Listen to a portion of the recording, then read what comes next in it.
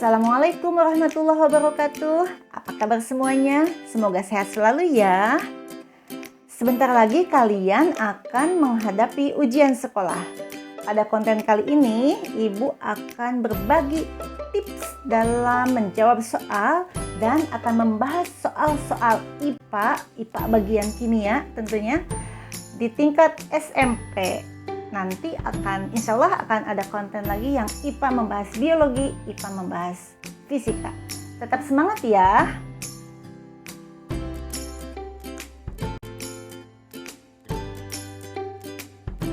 Tips dalam menjawab soal, yang pertama tentunya kita harus berdoa dulu. Minta kepada Allah, Tuhan yang Maha Esa, untuk selalu memberikan kemudahan dan kelancaran.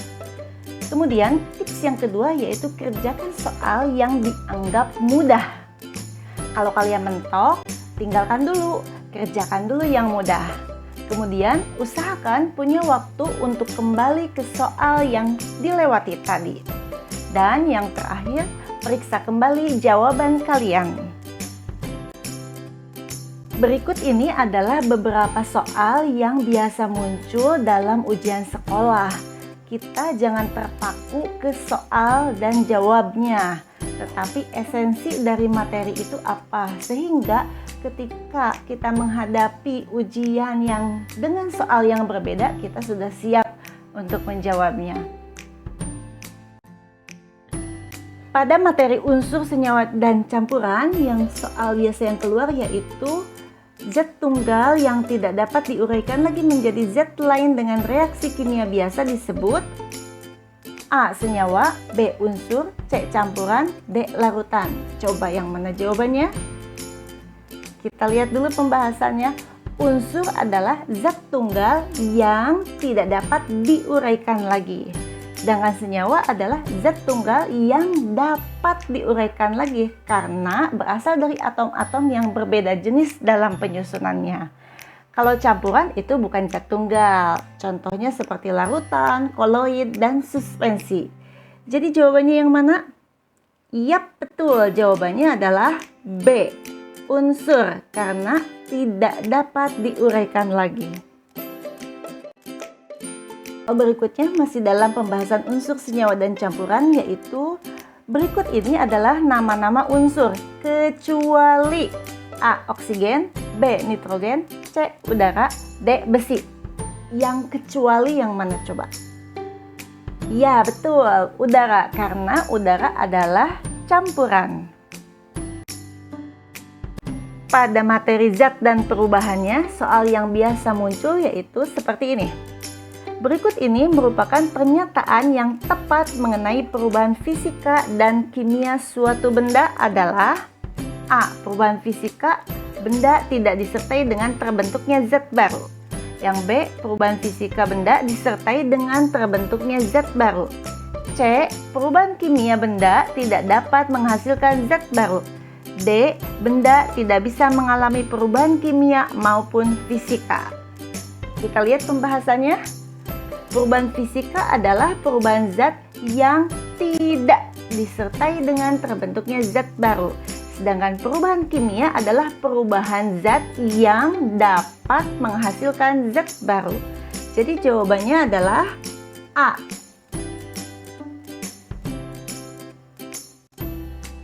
Selanjutnya yaitu berikut ini merupakan contoh perubahan fisika adalah A. Besi menjadi berkarat, B. Es menjadi cair, C. Kayu menjadi arang, D. CO2 dipecah menjadi O2.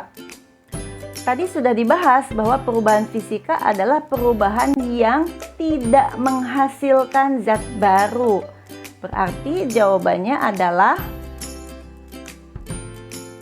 apa coba?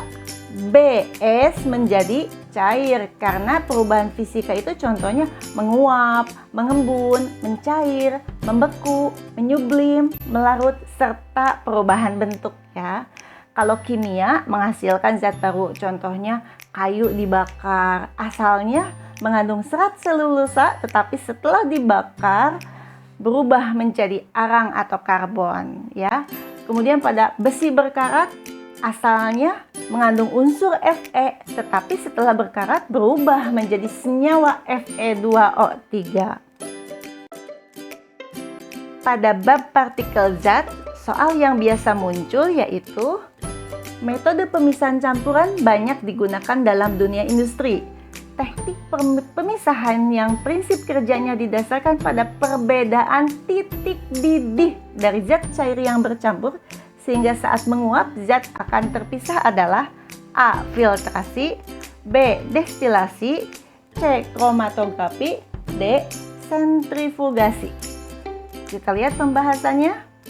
Pemisahan campuran dengan cara destilasi atau penyulingan digunakan untuk memisahkan suatu zat cair dari campurannya, ya.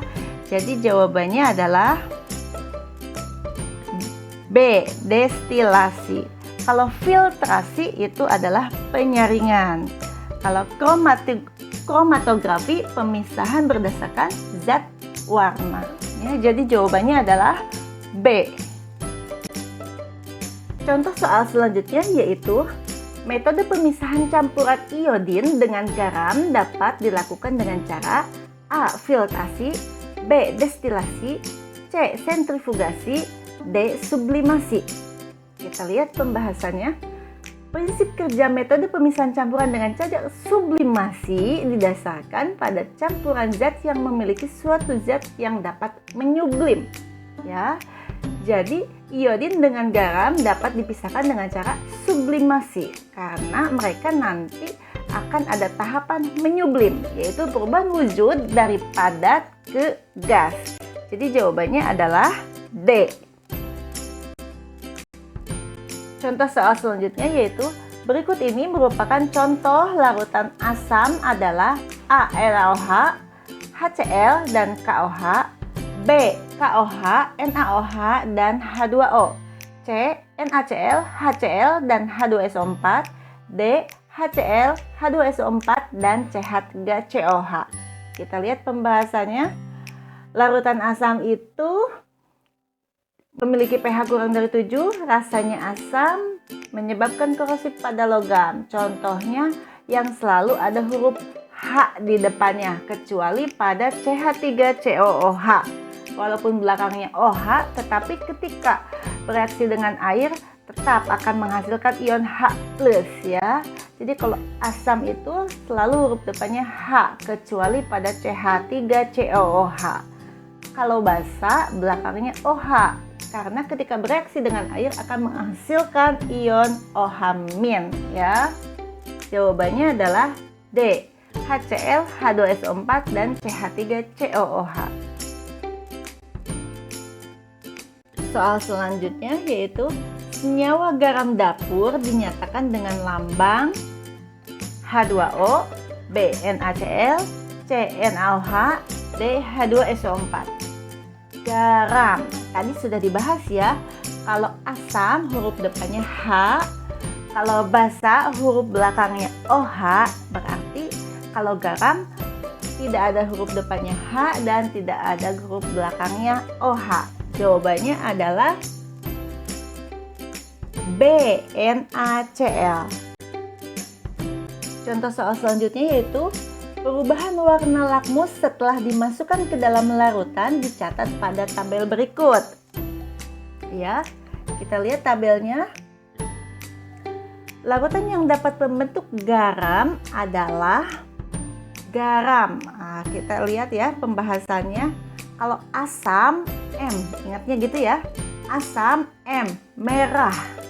Basa B, biru. Jadi kalau asam ketika kena kertas lakmus, mau lakmus merah, mau lakmus biru, dia warnanya akan menjadi merah. Ya, memerahkan kertas lakmus.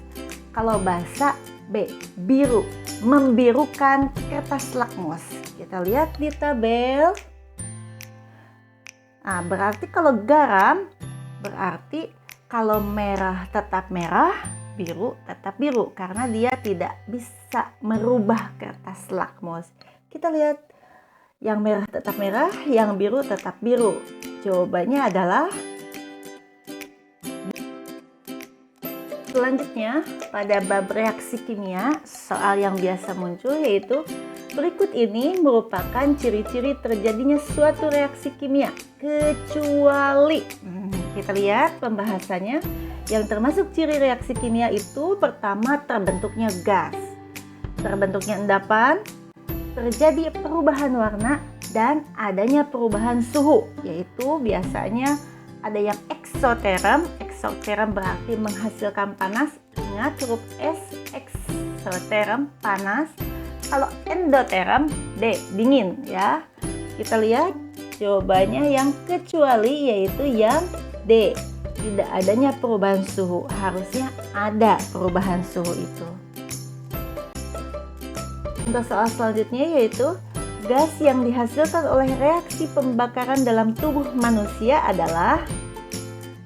Pembakaran pada tubuh manusia itu terjadi pada saat respirasi atau pernapasan, di mana reaksinya adalah 6 molekul O2 dan C6H12O6 akan menghasilkan 6 molekul CO2 dan 6 molekul H2O. Kita lihat CO2 adalah karbon dioksida. Jadi jawabannya adalah B. Selanjutnya, soal yang biasa muncul pada bab pencemaran lingkungan. Biasanya soalnya seperti ini. Pencemaran lingkungan akibat membuang sampah sembarangan dapat menimbulkan berbagai macam penyakit. Bentuk usaha untuk menanggulangi masalah tersebut adalah dengan cara, kita harus tahu dulu ya, sampah itu ada dua, ada sampah organik, ada sampah anorganik. Kalau organik berarti dari sisa-sisa makhluk hidup ya, seperti daun, ranting, ini diolahnya bisa digunakan sebagai kompos. Sedangkan sampah anorganik ini tidak bisa ya. Ini caranya harus didaur ulang menjadi barang yang lebih berguna dan memiliki nilai lebih ya. Jadi jawabannya yang mana coba? B. Mengolah sampah organik untuk pupuk kompos ya. Karena kalau plastik di dalam tanah tidak bisa. Dia tidak bisa terurai, tetap akan menjadi plastik sehingga tetap menjadi sampah. Kalau yang C, mengolah sampah anorganik untuk makanan ternak. Tidak ya, kalau anorganik itu bukan yang dari makhluk hidup. Jadi tidak bisa untuk makan ternak. Emang ada sapi makan plastik? Tidak bisa ya.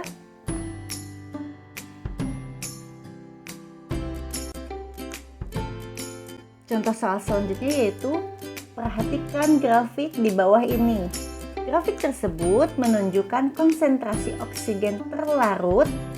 Ingat, konsentrasi oksigen terlarut pada titik yang berada di sekitar sungai. Titik yang mengalirkan limbah ke dalam sungai ditunjukkan oleh huruf.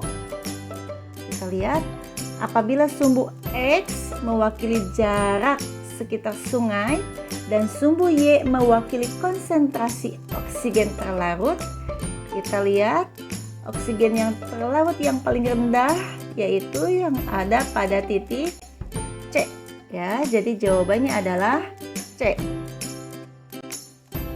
Selanjutnya tentang zat aditif ya. Ada zat aditif, ada zat adiktif.